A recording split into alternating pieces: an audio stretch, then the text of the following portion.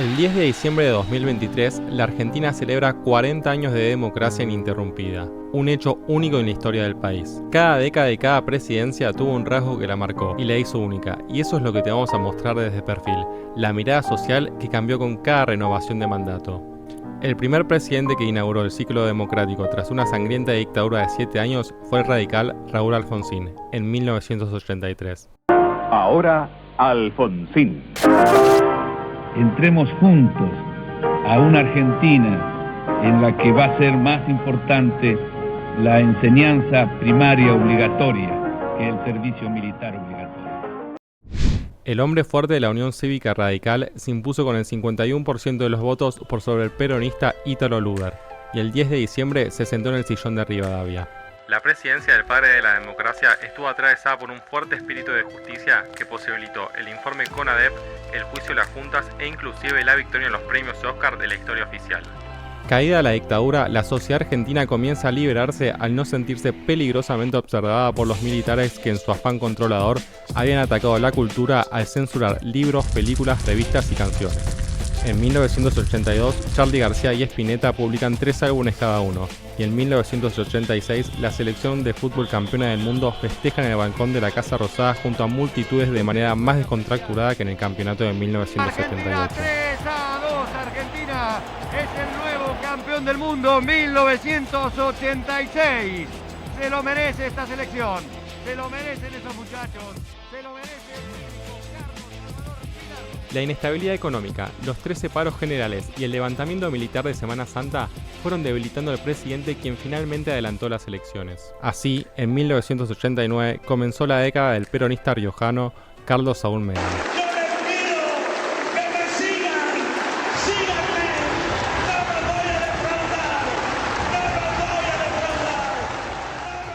El riojano se impuso en las elecciones con el 47% de los votos sobre el radical Eduardo Angelós, y el propio Raúl Alfonsín le puso la banda presidencial en lo que significó la primera sucesión democrática en más de una década. Durante la presidencia del turco comenzó una época de bonanza en el país, y el propio presidente manejó una Ferrari hasta Mar del Plata. Sucedió el último levantamiento militar cara pintada a pesar de los indultos sancionados por Menem el año anterior, siendo el último intento de golpe de Estado de la historia argentina.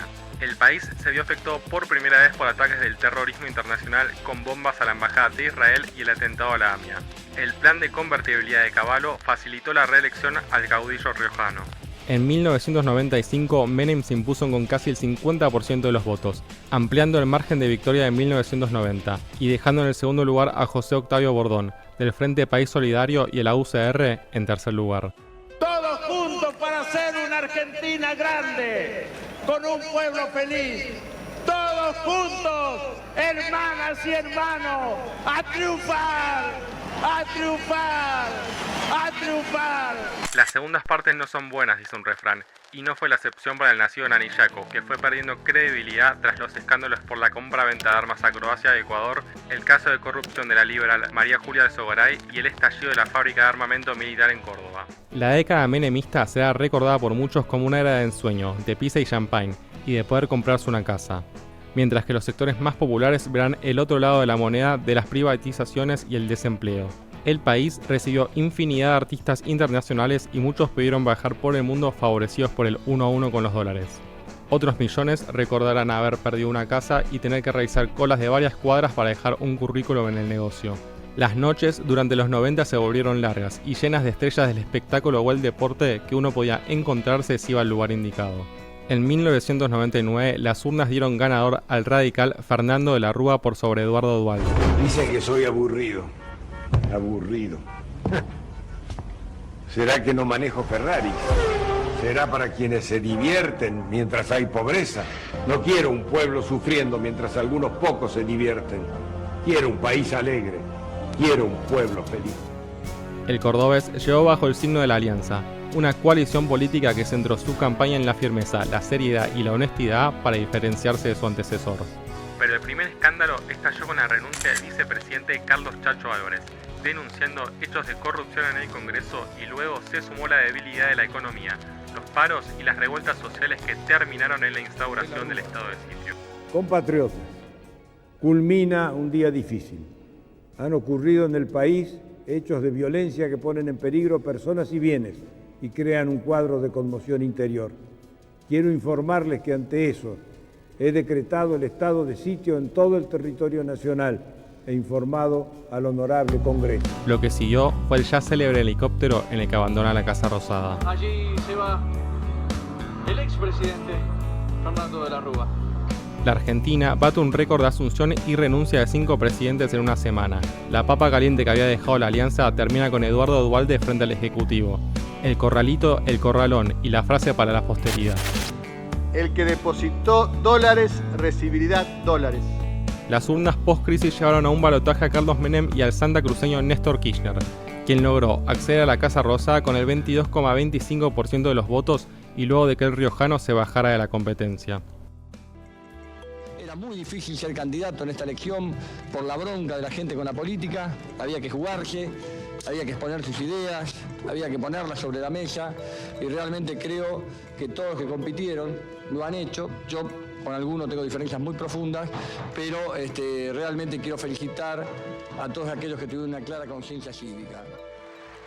En sus años al frente del país, Kirchner logró estabilizar la turbulenta situación y cancelar la deuda con el FMI. Su gestión debió atravesar la tragedia de Cromañón, el conflicto ambiental con Uruguay por la instalación de pasteras y la desaparición de Julio López. La primera de las presidencias kirchneristas revive en algunos sectores de la sociedad el espíritu de justicia para los militares que pensaban que ya habían pagado su deuda por las atrocidades cometidas. Los principales jefes militares son nuevamente condenados, esta vez a perpetua, y el cuadro de Videla es bajado del salón presidencial. La tragedia de Cromañón movilizó profundamente a la sociedad, que empezó a dejar de lado la cultura del aguante y comenzaron a aplicarse más restricciones en recitales y boliches, lugares donde las autoridades solían hacer la vista gorda en su aforo y medidas de seguridad. Dolores Argentina, la nena que nació el día que todos nos queríamos morir.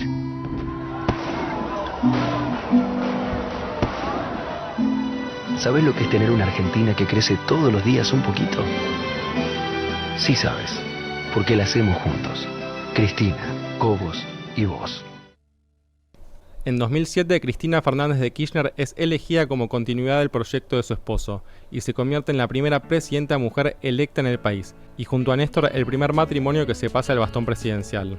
Durante el mandato de Cristina estalló el conflicto de la 125, una medida de retención de dinero al campo. El dilema lo dirimió nada menos que el vicepresidente Julio Cobos, que votó en contra de la ley impulsada por su mismo gobierno. También fueron los festejos por el Bicentenario de Argentina y se aprobó la ley de matrimonio igualitario. En 2011, y a un año de la muerte de Néstor Kirchner, Cristina Kirchner es reelecta con el 54% de los votos. Fueron los primeros comicios que tuvieron paso. Durante el segundo mandato cristinista ocurrió la tragedia de Once, la reestatización de YPF y se bajó la edad para votar hasta los 16 años. También surgieron denuncias de corrupción a través de la obra pública y un día antes de presentar ante el Congreso una denuncia contra la presidencia por traición a la patria por la firma del memorándum de entendimiento con Irán, apareció muerto en su casa el fiscal Alberto Nisman. Además, en uno de los hechos más importantes de la historia del país, se eligió a Jorge Bergoglio como papa en el Vaticano y tomó el nombre de Francisco. Durante los mandatos de Cristina Kirchner, la sociedad vio un fuerte florecimiento de tribus urbanas, que se esparcieron entre jóvenes y adolescentes que coparon la televisión, pero que hoy en día quedan pocas. Fueron también los últimos años dorados de la televisión, ya que la revolución tecnológica que se estaba gestando terminó por dejar atrás a la pantalla chica como medio dominante.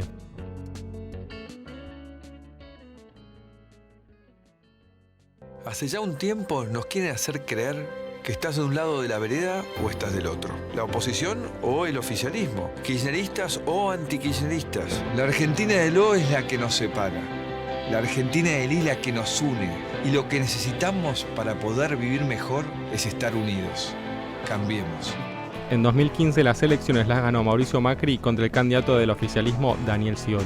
Los en ese momento 2 veces jefe de gobierno de la Ciudad Autónoma de Buenos Aires y gobernador de Buenos Aires tuvieron una diferencia de apenas 3 puntos en las elecciones generales y se debió recurrir al balotaje, un hecho sin precedentes hasta entonces. El histórico desempate ungió a Macri como presidente en un ajustado escrutinio que se llevó por 51 a 48. Entre 2015 y 2019 se sucedieron el caso Maldonado, la tragedia del submarino Ara San Juan y la marcha contra la reforma jubilatoria, donde se tiraron 11 toneladas de piedra en el Congreso. Durante el macrismo se terminaron de consolidar las redes sociales como parte indispensable de cada persona. El celular se transformó en una extensión del brazo, y no estar en Twitter e Instagram significa no saber las últimas noticias. Las primicias periodísticas dejaron de aparecer en la edición central de los noticieros y se redactaban en 140 caracteres, casi en simultáneo a que sucedieran. La fama dejó de estar relacionada con pasar por algún programa televisivo del prime time y comenzó a gestarse desde la habitación de jóvenes que, grabándose con sus propios celulares y con muchos menos recursos que los canales, llevaron a los ratings televisivos a bajar drásticamente. Las PASO del 2019 mostraron el claro descontento con las políticas de Macri, que vio cómo la fórmula Fernández-Fernández de Alberto y Cristina le sacó 16 puntos de diferencia. Y queremos lo mismo que vos, un futuro para el país, un futuro para todos. Para las elecciones generales, el por entonces presidente realizó una gran remontada recortando la diferencia a 8 puntos, pero no le bastó para alcanzar a Alberto Fernández, que solo creció un 0.45% desde las PASO para alzarse con el 48.24%. El gobierno de Alberto Fernández sufrió acontecimientos insólitos, como la pandemia del COVID-19 y la sequía más larga en 100 años. A partir de las 0 horas de mañana, deberán someterse al aislamiento social preventivo y obligatorio. Nadie puede moverse de su residencia.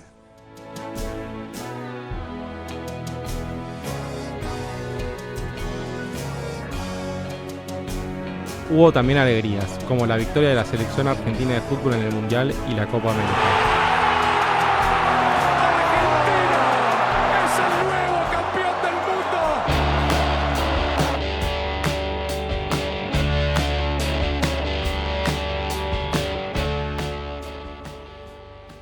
Sin embargo, el fracaso económico de la administración de los Fernández dejó al país al borde de la quiebra, con una inflación de más del 140% y con un índice de pobreza del 40%.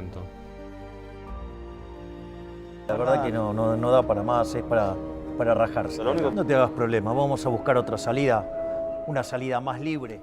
En 2023, la continuidad institucional de la Argentina quedó en manos del libertario Javier Milei, quien otro 10 de diciembre recibió los atributos de mando para seguir llevando al país por los rumbos democráticos.